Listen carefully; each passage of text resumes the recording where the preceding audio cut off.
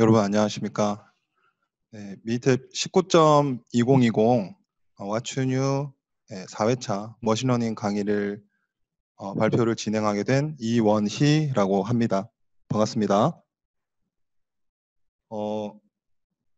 제가 준비한 내용은 잠깐 여기를 보시면 목차를 보시면 머신러닝의 개요, 그리고 머신러닝의 절차, 카트, 소개 및 실습, 기타 안내로 이제 구성이 되어 있습니다. 밑에 같은 경우는 이제 그 통계 소프트웨어라고 이제 많이들 알고 계실 텐데 이번 19.2020 버전에 들어와서 머신러닝 기능이 추가가 됐습니다. 그다음 머신러닝이라고 하면 이제 굉장히 다양한 알고리즘이 있는데 그 중에서도 의사결정 나무 알고리즘인 카트 알고리즘을 가지고 여러분하고 같이 좀 확인을 해 보도록 하겠습니다. 먼저 머신러닝의 이제 개요부터 좀 시작을 하도록 하겠습니다. 화면 보시면요. 머신러닝의 정의는 이제 굉장히 다양한 게 있을 수 있는데 제가 몇 가지만 간추려서 좀 적어봤습니다. 머신러닝은 이제 말 그대로 기계를 학습하는 것을 말합니다. 근데 이제 단순히 이제 기계를 학습한다고 하면 어떻게 하는 건지 이제 여러분들이 잘 모르실 수가 있잖아요. 그래서 이제 밑에 그림을 한번 같이 봐주시길 바랍니다.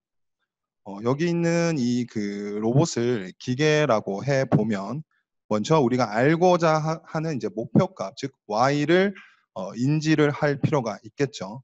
어느 것이 예를 들면 어느 것이 강아지고 어느 것이 고양이인지를 먼저 목표값을 인지할 필요가 있을 겁니다. 근데 이제 머신러닝에서 이제 러닝이 이제 학습을 의미를 하는데 그러면 이제 개와 고양이의 특성을 나눌 수 있는 그런 이제 예측 변수 즉 x를 학습할 필요가 있죠. 개와 고양이의 특성을 나눌 수 있는 중요한 이제 변수들이 필요하다는 겁니다. 여기서 예를 든 거는 뭐 꼬리의 형태, 털의 길이, 귀의 형태, 뭐 수염 길이 이런 것들이 이제 고양이와 개의 차이를 구분 질 수 있는 중요한 변수들이 되는 겁니다. 그러고 나면 이제 개와 고양이의 특성을 학습을 하고 나면 나중에는 실제로 컴퓨터가 즉 기계가 고양이와 개의 특성을 학습을 하고 나면 실제로 이런 사진들을 보면 나중에 요런 특성을 가지고 있으니까 고양이구나. 요런 특성을 가지고 있으니까 개구나. 이런 것들을 이제 컴퓨터 스스로 판단을 할 수가 있는 겁니다. 즉 여기 제일 위쪽에 보시면 이제 컴퓨터가 학습을 하고 나면 나중에는 스스로 결과를 예측을 할 수가 있습니다. 보통은 이제 머신러닝 같은 경우에는 이제 대용량의 데이터를 다룬다고 하죠. 대용량의 데이터니까 아주 많은 예측 변수, 즉 설명 변수들이 많이 존재를 할 겁니다.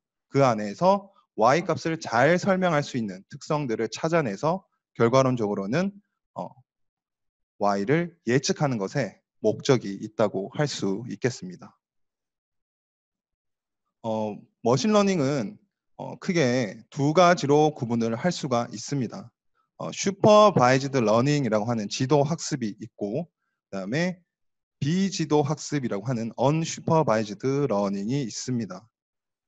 지도 학습과 비지도 학습의 가장 큰 차이는 우리가 흔히 얘기하는 이제 x와 y 중에서 y 값이 존재하면 지도 학습이라고 얘기를 합니다. 그래서 이제 지도를 할 수 있다라는 그런 의미겠죠. 그래서 y 값이 존재하기 때문에 우리가 이제 대표적으로 데이터 유형을 보면 y 값이 범정일 수도 있고 y 값이 연속형일 수도 있잖아요. 범정인 경우에는 이 값이 0이냐 1이냐 정상이냐 불량이냐 이런 식으로 이제 분류를 할 수가 있을 겁니다. 요걸 이제 클래시피케이션 즉 분류라고 얘기를 합니다. 반면에 우리가 이제 실수값 우리가 이제 알고자 하는 연속형 값을 예측하기 위해서는 이런 것들은 이제 회귀라고 얘기를 합니다. 이건 실수값을 예측하는 것을 말합니다. 반면에 비지도 학습은요. y-값이 존재하지 않습니다. 즉 예측 변수들만 존재합니다. x값들만. x값들만 존재할 때 가장 대표적으로 적용하는 통계 방법이 군집 분석이라고 하는데 머신러닝에서도 마찬가지로 비지도 학습의 가장 대표적인 경우가 군집 분석이 되겠습니다. x 값들만 가지고 다른 그룹과는 차별화를 둘 수 있도록 서로 다른 특성을 가지게끔 서로 세분화, 세그멘테이션을 하는 것을 말합니다. 그래서 이제 오늘 제가 이제 카트는 이제 y 값이 존재를 하죠. 그렇기 때문에 지도 학습이라고 생각을 하시면 되겠습니다.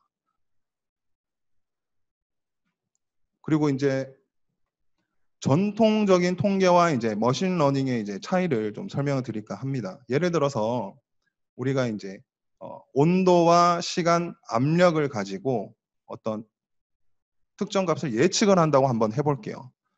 여기서 이제 가장 전통적인 통계에서 예를 많이 드는 게 이제 회귀 분석, 여기 화면에 보시는 회귀 분석 예를 많이 들 텐데, 통계도 머신러닝과 마찬가지로 y 값을 예측을 할 수가 있죠. 회귀 분석을 같은 경우에. 근데 전통적인 통계 같은 경우는 결과가 예측의 목적이 있는 게 아니라 x와 y 간의 관계를 살펴본다든지 아니면 x 변수 간의 관계는 어떻게 되는지, 즉 변수 간의 관계를 특성화하는 것에 목적을 가지고 있습니다. 이런 것들이 이제 통계적 추론이라고 얘기를 하죠. 그래서 어떤 변수들을 가지고 모형을 생성을 했을 때 변수 간의 관계가 뭐 뚜렷하지 않거나 변수 간의 해석이 잘 되지 않으면 y-값을 설명하는데 예측 변수가 해석이 잘 되지 않으면 적용하는데 어려움이 있습니다. 그리고 이제 통계에서는 일반적으로 학습용, 검증용 이렇게 데이터를 구분을 하고 있지는 않죠. 네, 반면에 머신러닝 같은 경우에는 가장 큰 목적이 얼마나 우리가 알고 싶어하는 y값, 목표 변수 값을 얼마나 정확하게 예측할 수 있는지가 가장 중요합니다. 반복 가능하다고 하는 것은 학습을 여러 번 반복시킬 수 있다라는 의미가 같고요. 학습을 여러 번 시켜서 가장 좋은 예측값을 찾을 수 있도록 x 변수들을 가지고 y를 예측을 합니다. 결론적으로는 미래 신규 데이터를 적용을 해서 y-값을 찾는 것에 목적이 있습니다. 그래서 통계와는 차이점이 있는 게 해석의 희생, 그러니까 즉 해석이 조금은 잘 안 되더라도 y-값을 잘 예측할 수 있으면 그건 이제 좋은 변수다. 왜냐하면 이제 대용량의 데이터에서 다양한 변수들을 수집하기 때문에 그 안에서 이제 y-값을 가장 잘 찾을 수 있는 변수들을 설정하는 것이 더 중요하겠죠. 결과에 중점을 두고 모형의 성능을 중시하는 것이 머신러닝이라고 생각을 하시면 되겠습니다. 그리고 이제 머신러닝은 모형을 만들기 위한 학습용 데이터, 그리고 내가 만든 모형을 성능을 평가할 수 있는 검증용 데이터 가지고 이제 크게 구분을 합니다. 단순히 모형을 이제 잘 만들었다고 이제 끝나는 게 아니라 검증용 데이터를 가지고 내가 만든 모형이 얼마나 잘 만들었는지를 검증해 보는 것이 굉장히 중요합니다.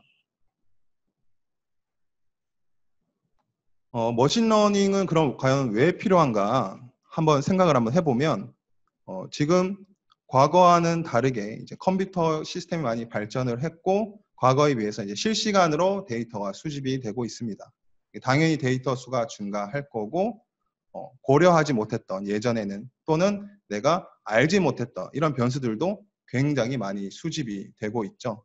그렇게 굉장히 다양한 수의 X 변수들이 있고 우리가 어떤 X가 중요한지 설정하기도 힘들 때 그럴 때 이제 단순히 통계 분석 방법으로 적용을 해보면 내가 어떤 변수가 중요한지 어떤 변수가 어떤 특성을 가지고 있는지 이런 것들은 사실 알아내기가 어렵습니다. 왜냐하면 굉장히 다양한 변수들을 고려를 하기 때문에 그렇죠.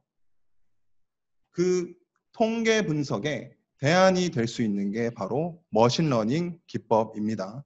실제로 이제 카트를 가지고 설명을 드릴 건데 머신러닝에 적용을 하게 되면 내가 어떤 변수가 Y에 영향을 많이 미칠 수 있었는지 굉장히 다양한 변수들을 고려를 합니다. 그 중에서 가장 중요한 변수는 어떤 것들이 있는지 X 값이라고 하는 예측 변수들이 어떤 조건을 가졌을 때 Y가 어떻게 예측이 되는지 이런 것들을 직관적으로 확인을 할 수가 있습니다. 즉 Y값 예측을 위한 새로운 알고리즘을 만들어낼 필요가 있는데 그 알고리즘이 바로 머신러닝이 될 수 있겠습니다. 물론 이제 학습 과정을 거쳐서 모형은 적합이 되게 되고요. 그러면 이제 이어서 우리가 보통 뭔가 문제가 발생했을 때 흔히 그냥 공정 또는 이제 회사에서 굉장히 오래 일하신 분들 노하우라든지 감에 의존하지 않고 데이터에 근거한 의사결정을 할 필요가 있겠죠. 여기 이제 우측에 그림을 보시면은 데이터에 근거한 의사결정에 간단한 그림을 지금 보여드리고 있는데, 먼저 이제 그 분석적인 사고를 할 필요가 있습니다. 분석적으로 내가 왜 문제가 발생을 했을까? 그럼 어떤 부분을 손보면 문제를 해결할 수 있을까? 이런 것들에 대한 이제 전반적인 사고가 필요한 거죠. 거기서 이제 분석의 대안이 될 수 있다는 것이 바로 머신러닝이 된다는 겁니다.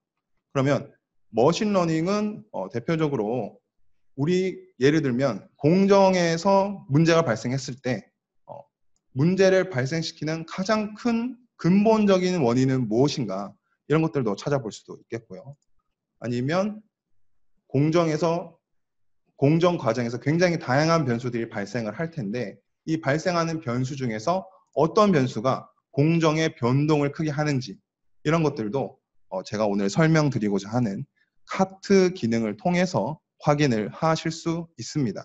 그리고 이제 머신러닝의 가장 대표적인 기능인 예를 들면 고객의 제품 주문 수요를 예측할 수 있을까? 즉 Y를 수요값이라고 하면은 언제 얼마만큼 제품을 생산할 필요가 있는지, 이런 것들을 머신러닝 기법을 통해서 알 수 있다는 겁니다. 머신러닝은 굉장히 다양한 분야에서 활용이 되고 있는데요. 그중에서 이제 제가 오늘 예를 들어 드릴 거는 스마트 팩토리라고 하는 겁니다.